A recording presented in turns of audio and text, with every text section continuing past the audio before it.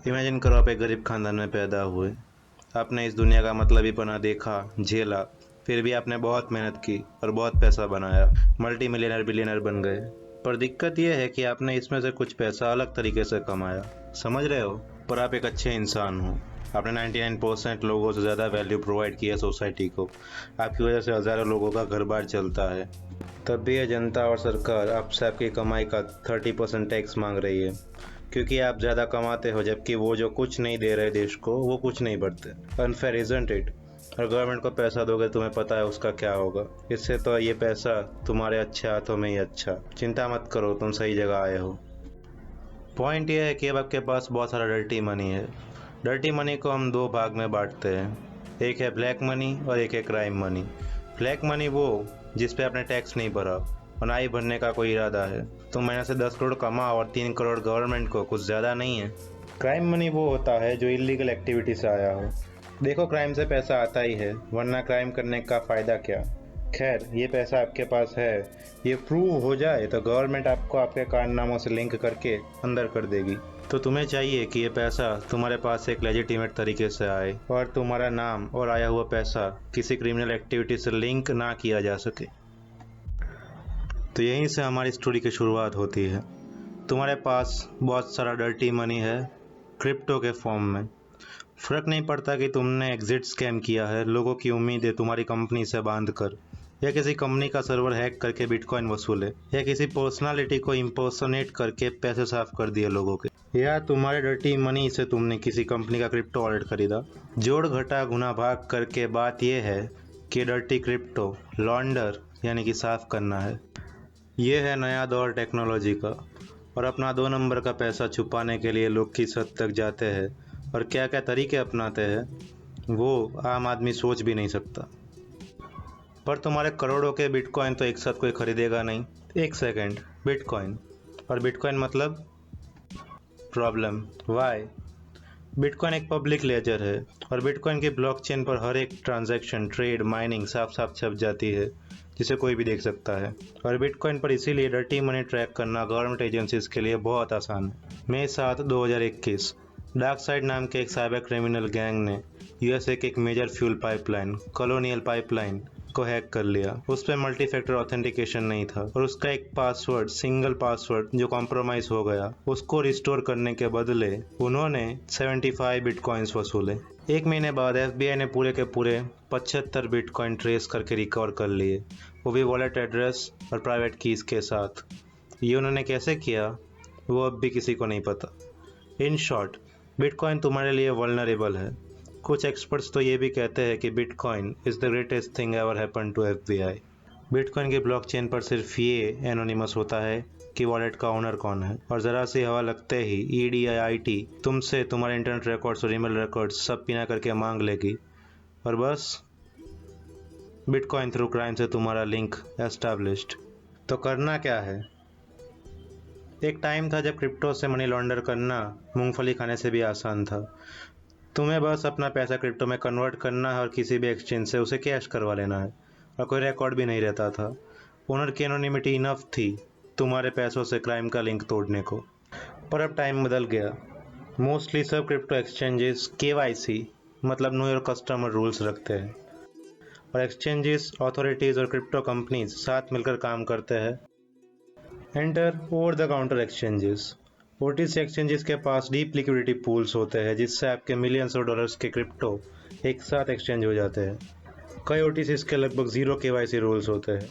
Market में कई ओटीसीज बदनाम है और कहा जाता है कि कुछ ब्रोकर स्पेशलाइज्ड होते हैं जिनका धंधा ही होता है साइबर क्रिमिनल्स को असिस्ट करना। ऐसा ओटीसी ब्रोकर तुम्हारे क्रिप्टो लेगा, इधर उधर घुमा के उसके ओरिजिनल लिंक्स ब्लर कर देगा और 1-2 बार दूसरे क्रिप्टो से एक्सचेंज करके ओरिजिनल ट्रांजैक्शन को अनट्रेसेबल कर देगा, और एट लास्ट लेजिटिमेट बायर्स से उसे कैश करवा के तुम्हें दे देगा। क्रिप्टो के आने के ठीक बाद से एक टाइप की कंपनीज बहुत वोग में रही है, क्रिप्टो टम्बलर्स या मिक्सचर्स। ये कंपनीज बहुत से लोगों से क्रिप्टो कलेक्ट करती है, उसे ब्लेंड करती है, मल्टीपल एक्सचेंजेस करती है, इन बिटवीन वॉलेट्स और आउटसाइड वॉलेट्स। 2-3 बार इसे दूसरे क्रिप्टो से एक्सचेंज करती है। इनके फेक एक्सचेंजेस से टाइप भी होते हैं और तुम्हारे किए हुए डिपॉजिट को थोड़ा थोड़ा करके रैंडम टाइम पर अलग अलग वॉलेट्स में तुम्हें वापस देती है। ये कंपनीज ये काम लार्ज स्केल पर करती है, जिससे ये और सिक्योर हो जाता है। इनका कट होता है 0.29% से 3% तुम्हारे ओरिजिनल डिपॉजिट का। पर अब तो ये कॉमन नॉलेज है कि क्रिप्टो टम्बलिंग कंपनीज ऐसे कामों में इन्वॉल्व होती है। इसी कारण गवर्नमेंट एजेंसीज जैसे कि आईटी, ईडी और साइबर क्राइम सेल की इन पर पैनी नज़र होती है। ये कंपनीज हमेशा अंडर द रेडार रहती है और चांसेस है कि प्रूफ मिलने पर गवर्नमेंट कंपनी ही बैन कर दे और उसका सारा क्रिप्टो सीज अनयूजेबल कर दे। मोस्टली उसके बाद गवर्नमेंट टम्बलिंग कंपनी से जुड़े सारे वॉलेट्स भी ब्लॉक कर देती है। दैट इज़, आपका क्रिप्टो जो साफ होकर आया वो भी ब्लॉक हो सकता है। पर अब तुमने दिमाग लगाया कि बिटकॉइन को साफ करना इतना हार्ड क्यों है?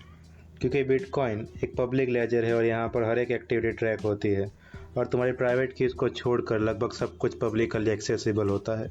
तो क्यों ना एक ऐसे क्रिप्टो पे स्विच किया जाए जो पब्लिकली ओपेक हो, जहाँ ट्रांजैक्शंस ट्रैक ना हो, address is secret, wallet owner की कंप्लीट एनोनिमिटी और प्राइवेट कीज और भी secure. Enter privacy coins. Zcash ये एक ऐसा क्रिप्टो करेंसी है जिस पे कोई भी ट्रांजैक्शन रिकॉर्ड ही नहीं होता। इस पे आपके एड्रेसेस, आपकी एक्टिविटी हमेशा के लिए ओपेक रहती है, कोई भी देख नहीं सकता। तो इस पर आपने एक बार अपना क्रिप्टो ट्रांसफ़र कर दिया तो इसके बाद आपके वॉलेट की हिस्ट्री को पिछले एक्टिविटीज से लिंक कर पाना लगभग इम्पॉसिबल हो जाता है। मोनेरो एक और बहुत ही पॉपुलर प्राइवेसी कॉइन।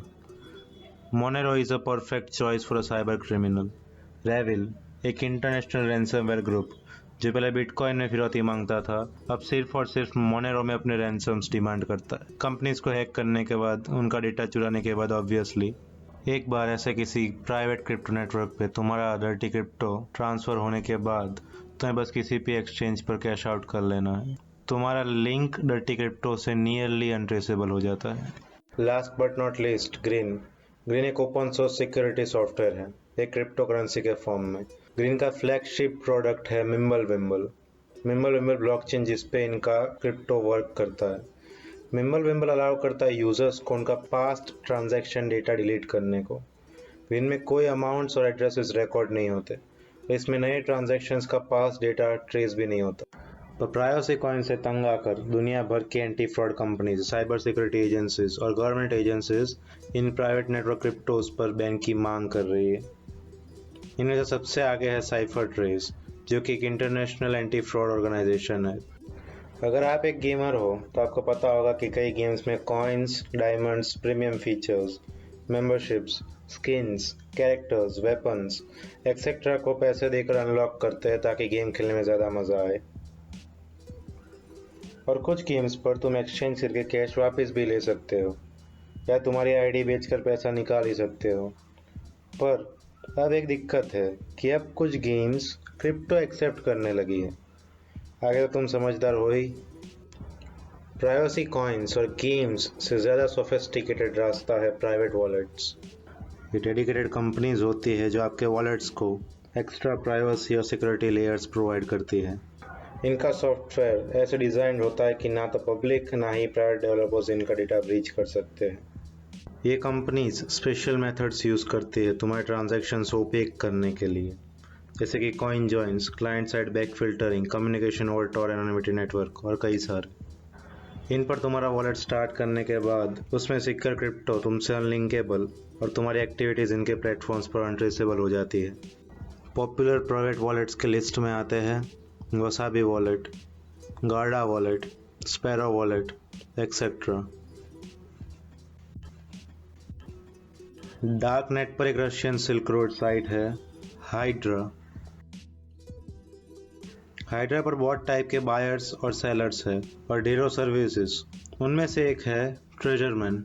इस सर्विस में तुम उनके दिए वॉलेट एड्रेस में तुम्हारा डर्टी क्रिप्टो डंप कर देते हो और कुछ दिनों में वो तुम्हें एक लोकेशन शेयर करते हैं जहाँ पर तुम्हारा क्रिप्टो कैश के फॉर्म में गाड़ कर या छुपा कर रखा होता है।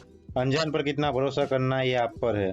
खैर, हाइड्रा पर और भी सर्विसेज है जहाँ पर तुम अपना क्रिप्टो साफ कर सकते हो, जैसे कि तुम अपने क्रिप्टो से prepaid credit cards, gift cards वगैरह ले सकते हो। यहाँ पर एक बात मैं आपको बताना ही भूल गया, बिटकॉइन एटीएम्स ये अनरेगुलेटेड होते हैं जहाँ पर कैश के बदले एक एनोनिमस वॉलेट में क्रिप्टो आप ले सकते हो। पूरी दुनिया में लगभग 11,000 एटीएम्स है जहाँ कोई ध्यान नहीं रखता आपने कितने पैसे डाले। ये एक अच्छा रास्ता डर्टी मनी को ब्लॉकचेन पर डालने का। आगे तुम्हें पता ही है। अगर आप थोड़े ओल्ड स्कूल बंदे हो तो आपके लिए है क्रिमिनल्स की बुक मेथड।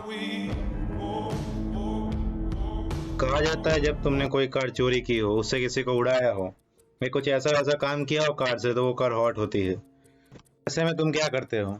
कार को किसी गैराज में दबा देते हो और 10-12 महीने बाद निकालते हो। अब किसी इन्वेस्टिगेटर को याद भी नहीं होगा तुम्हारे केस के बारे में। इतना इनफ है तुम्हें उसे ठिकाने लगाने या बेचने के लिए। सिमिलरली डर्टी क्रिप्टो भी हॉट होता है। तुम अपना डर्टी क्रिप्टो एक कोल्ड स्टोरेज वॉलेट में डाल दो, 10-15 साल वेट करो, उसके बाद निकालो। कि तब तक किसी इन्वेस्टर को याद भी नहीं होगा और शायद ही किसी की नज़र तुम्हारे ट्रांजैक्शंस पर होगी। यहाँ पे एक ही प्रॉब्लम है, इंतज़ार। 10-15 साल तुम्हारे पैसे यूज़ कर पाने के लिए तुम्हें इंतज़ार करना पड़ेगा। तुम कभी जान भी नहीं सकते कि कोई सनकी इन्वेस्टर अभी तक तुम्हारे केस पे वर्क कर रहा है कि नहीं। और ये बात ध्यान में रखें कि मनी लॉन्ड्रिंग और फ्रॉड पनिशेबल ऑफेंसेस है। इनके रिगार्डिंग इन्फॉर्मेशन हमने डिस्क्रिप्शन में लिंक कर रखी है, आप उसको प्लीज़ पढ़े। एट लास्ट आपको दिल से थैंक यू। हम चाहते हैं कि लोग और भी वेल इन्फॉर्म्ड और वेल अवेयर बने इस तरह के क्राइम्स के रिगार्डिंग।